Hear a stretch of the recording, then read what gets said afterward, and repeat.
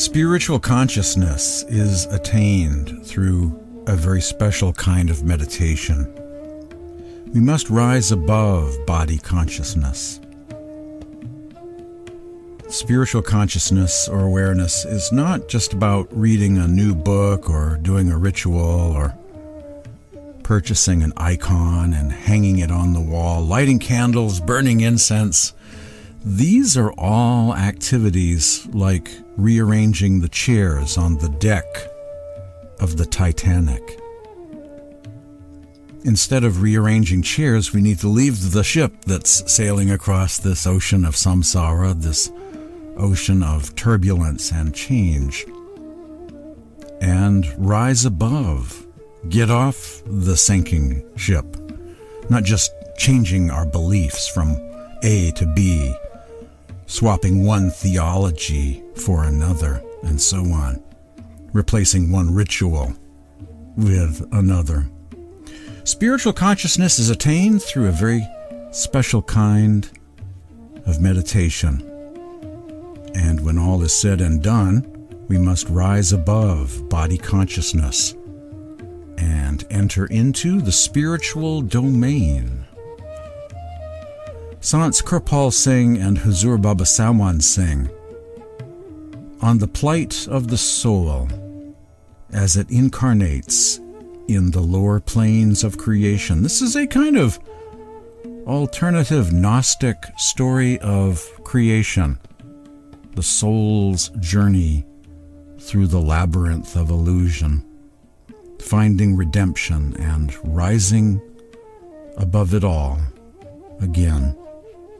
The spiritual path as taught by Sant Mat, the path of the masters, actually begins when we transcend physical consciousness and enter into the inner spiritual realms. This is not the end of the journey, but the beginning of the journey. As the soul progresses through these regions on the way back to God, it is confronted with even greater obstacles than we know of here in the physical region. The following is from the book Prayer, Its Nature and Technique by Sant Kirpal Singh.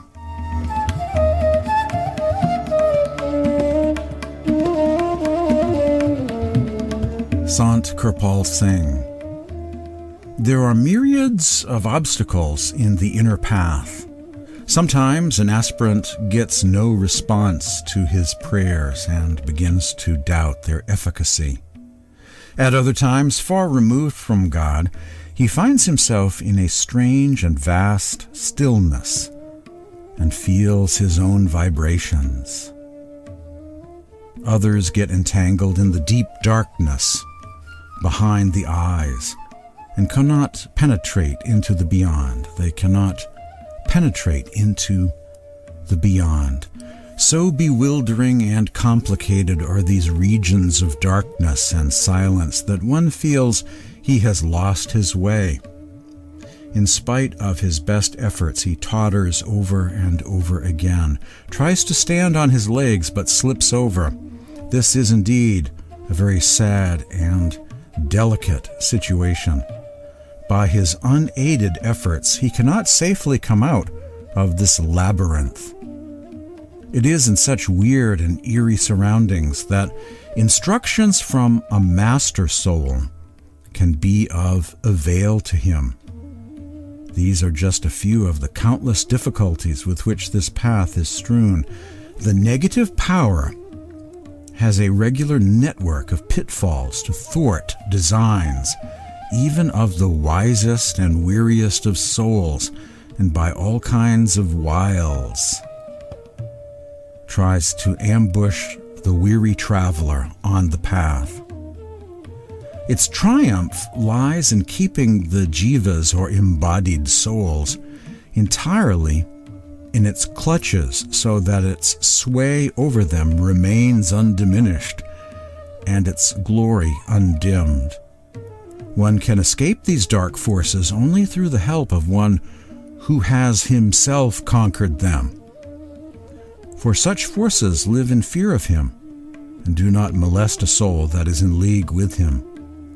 The long arm of the Master, the Satguru, and his strong hand can lead a jiva soul unscathed through all dangers with which the inner path is beset at every step.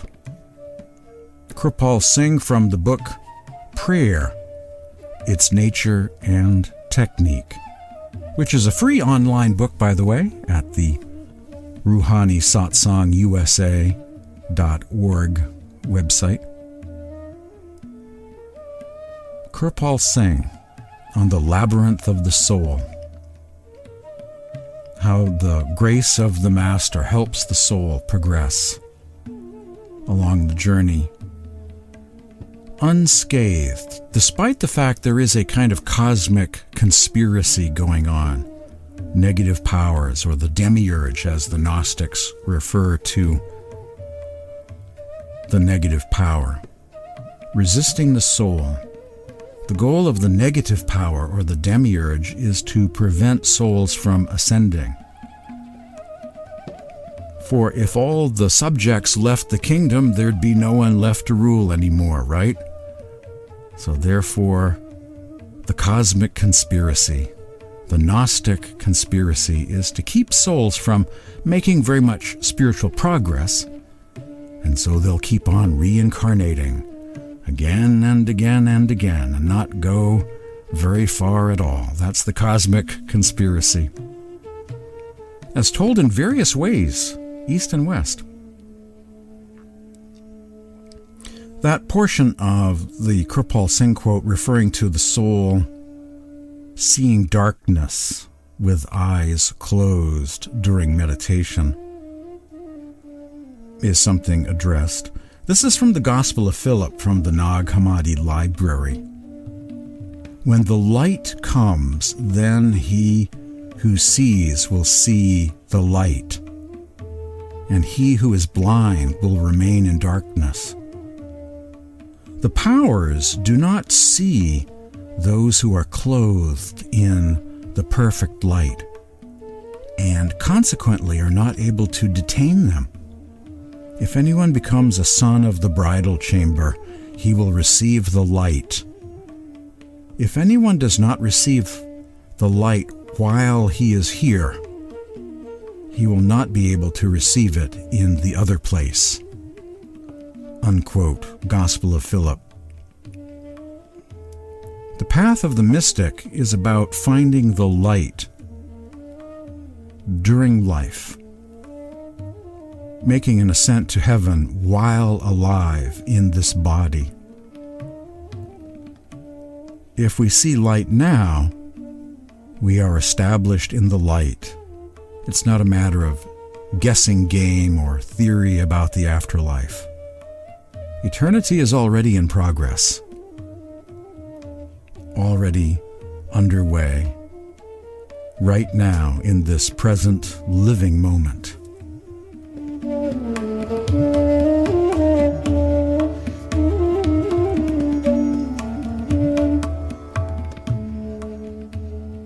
This is a quote from Swami Sant Seviji Maharaj. Those, say the Sants, who see darkness within on closing their eyes are within the realms of death and subject to the cycle of transmigration. Past is past. Let us learn, now at least, the method from an accomplished master and strive to behold the divine light within and transcend death.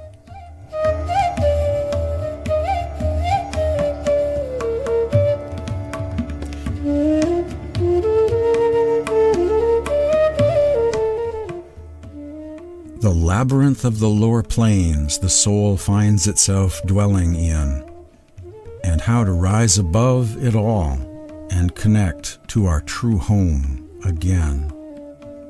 Spiritual consciousness is attained through a very special kind of meditation. We must rise above body consciousness.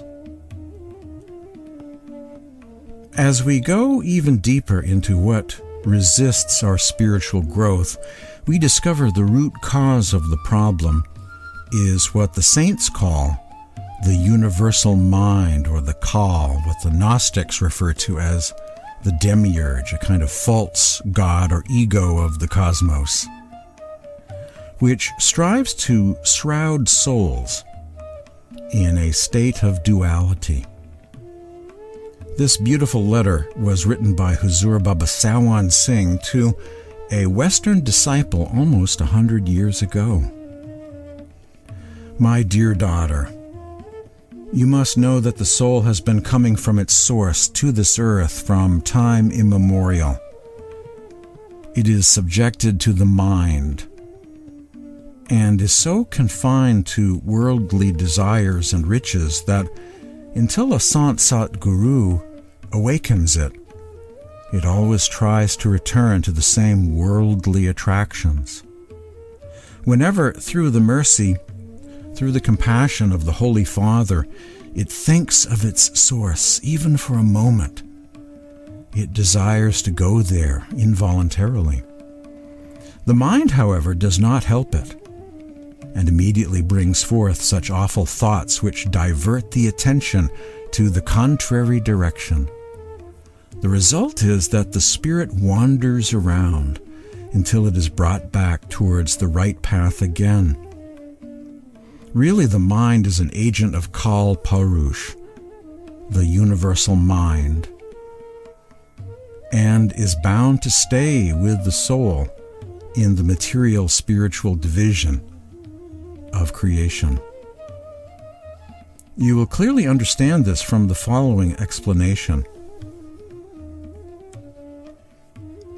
Our spirit is the son of Sat Parush, the Supreme Being, and was lent to Kal Parush, the ruler of the second grand division, to fulfill the function of the evolution of his division and the one below.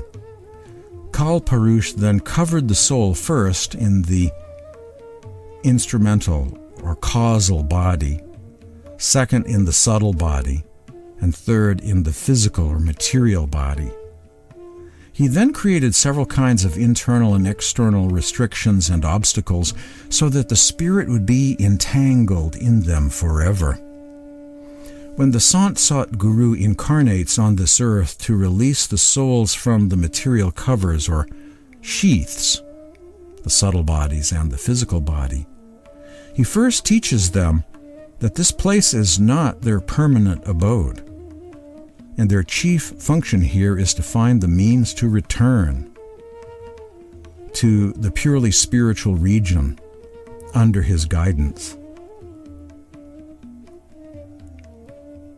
Their means of return is to go to the true spiritual home whence they came from in the beginning. Those who accept his teaching and act upon them with love gradually return to the purely spiritual region under his guidance. Therefore, you need not be anxious, and you should continually perform the spiritual practices, the meditation practices, with firm faith and trust in the compassion of the Holy Father, who has kindly disclosed to you the secrets of the true holy name, and you will certainly reach the goal one day. Our lifetime is invaluable. We must always be careful to utilize it in the best direction. Any part of our time not used in Simran, the repetition of the sacred names of God, is lost. Therefore, you should always try to save your time for the spiritual exercises, for to incline your mind and spirit towards things other than the holy sound is to lose your fortune. My dear daughter, you will repeatedly ask, my dear daughter, I will repeatedly ask you to honor your life by trying your best to raise yourself towards your true home. As soon as you reach the first stage of your journey, you will notice the wonderful spiritual scenes there, which will fill your heart with happiness and gratefulness to the Holy Father. After getting through your daily work, your daily domestic work, always concentrate your thoughts or attention inward and upward. It will refresh your mind and will remove the fatigue of the whole day. And the hidden mysteries will be opened to you. A letter from Huzur Baba Sawan Singh.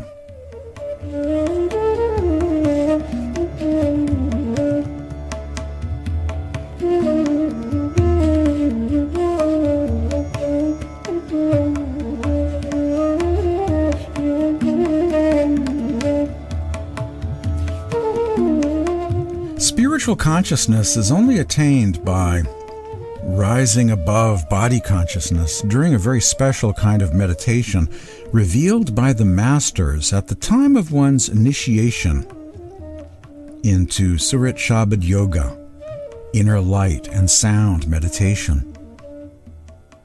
The following is from a section called An Explanation from the book Spiritual Consciousness.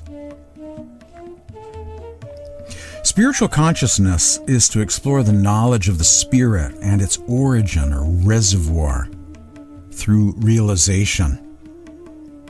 The proper course of attaining higher levels of spiritual consciousness for a sincere lover of the Supreme Being, according to Huzur Maharaj, the second master of the Radhaswami faith, is to acquire knowledge of the secrets and the order of creation and the means of traversing the distance between his dwelling in the body, the pupil of the eye, the third eye center access during meditation, and the abode of the Supreme Being, the prime source of everything, and to start on his journey with fervor and perseverance, with the avowed object of reaching the presence of the Most High and beloved Supreme Father. A quote from the book Spiritual Consciousness, published by Dayal Bagh University, Agra, India.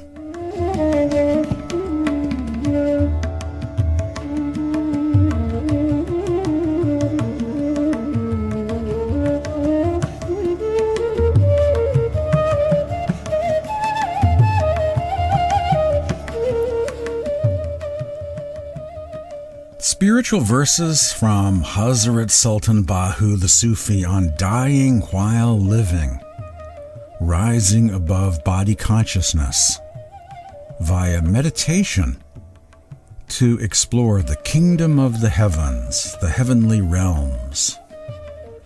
The path of the masters is the highest of all. It is beyond all comprehension. On this path there is neither teaching nor learning from books, there are neither discussions nor expositions, nor stories from the past. Love of this world is sheer idolatry, a denial of God. Let no one trust its loyalty. Only the one who knows the mystic art of dying while living knows the real secret. Love has inspired me to explore the heavens. From earth it has raised me to the worlds of spirit. Begone, foul world, beguile me no more.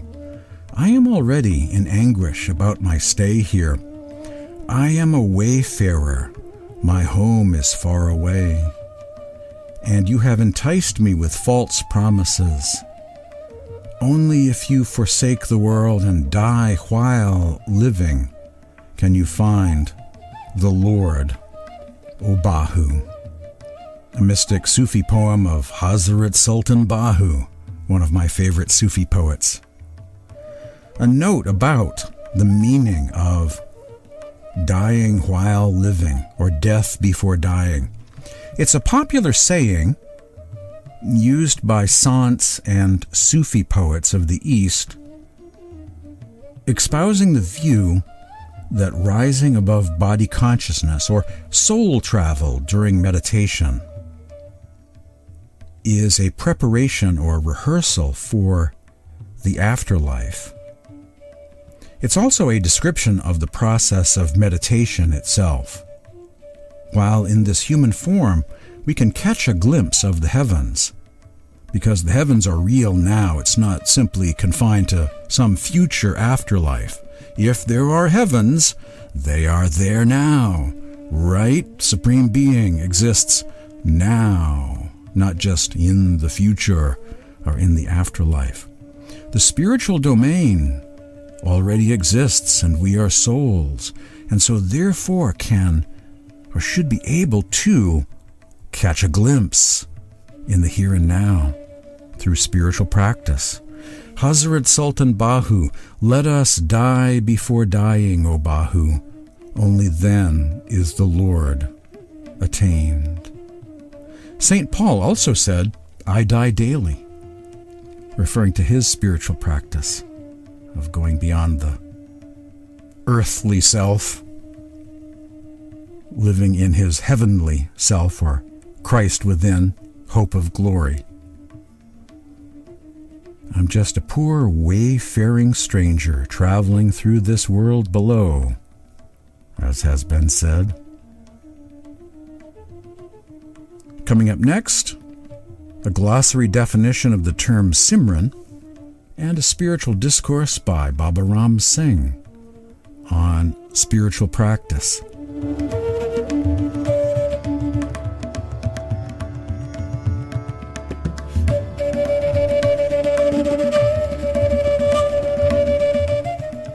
From a Sant Mat glossary, the entry for the word Simran.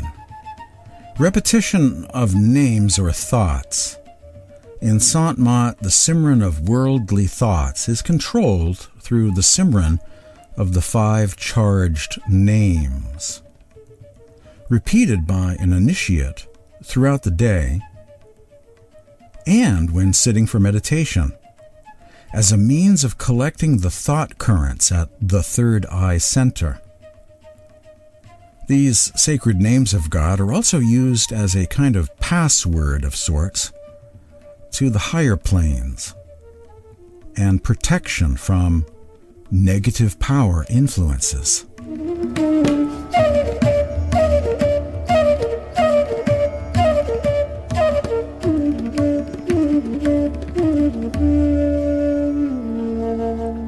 An August 3rd, 2019 meditation talk that took place in the morning at one of the ashrams and during one of the spiritual retreats facilitated by Baba Ram Singh. Surat Shabad Yoga, Inner Light and Sound Meditation, the only study that teaches us how to die while we are living. Surat Shabad Yoga is the only study that teaches us how to die while we are living. In Surat Shabad Yoga, we practice every day. When we do our meditation, we practice the concentration of the attention of the soul at the eye center. So gradually our attention in the body withdraws and it comes to the eye center, and gradually after we leave meditation, this attention gets redistributed in the body. But for perfecting this art, we have to keep our mind and body pure. We have to cleanse our minds by doing Simran and remove the burden of karmas. And we have to also equally pay attention to keep our body pure, because when both of these are pure, we will gain success on this path.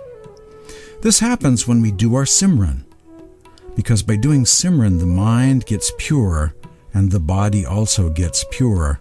And if we try to do this just by thinking that we are keeping our body and mind pure, that is not going to happen.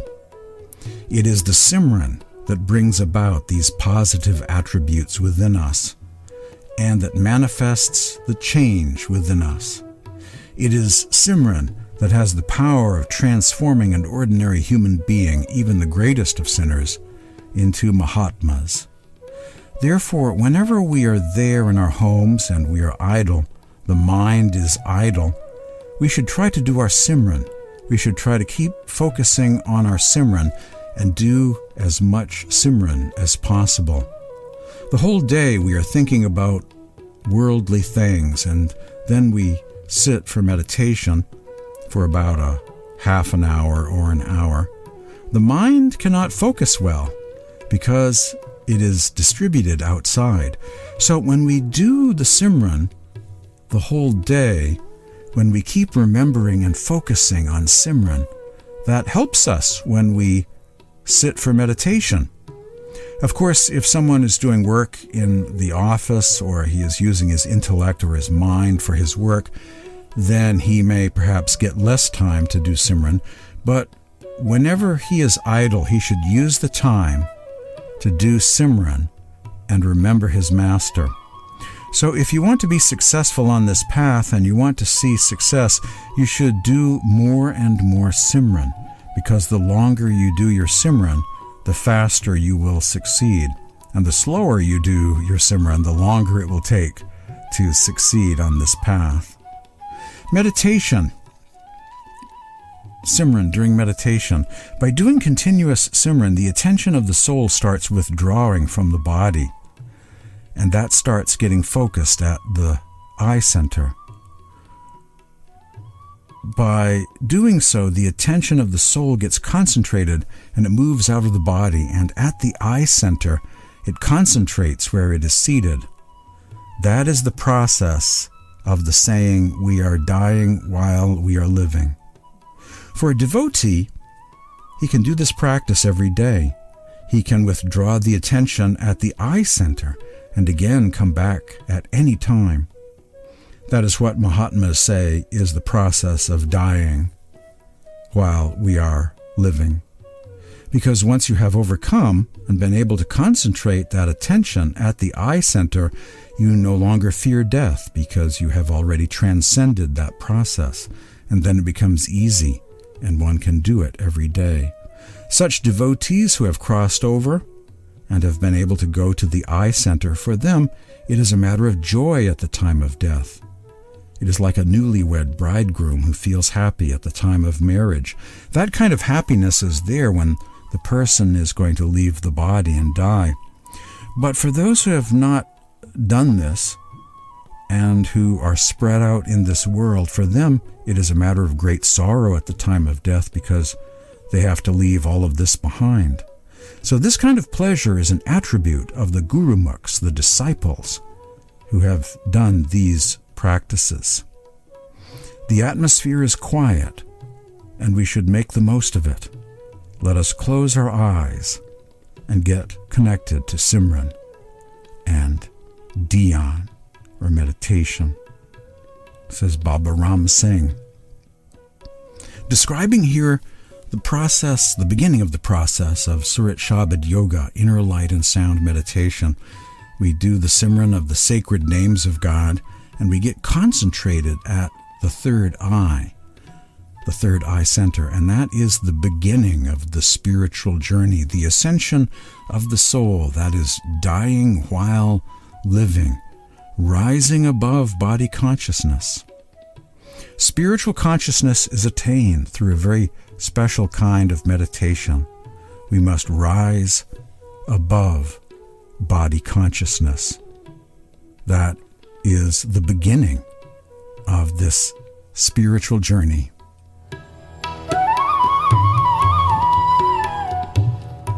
Thank you for joining me today for this Satsang podcast edition of Spiritual Awakening Radio.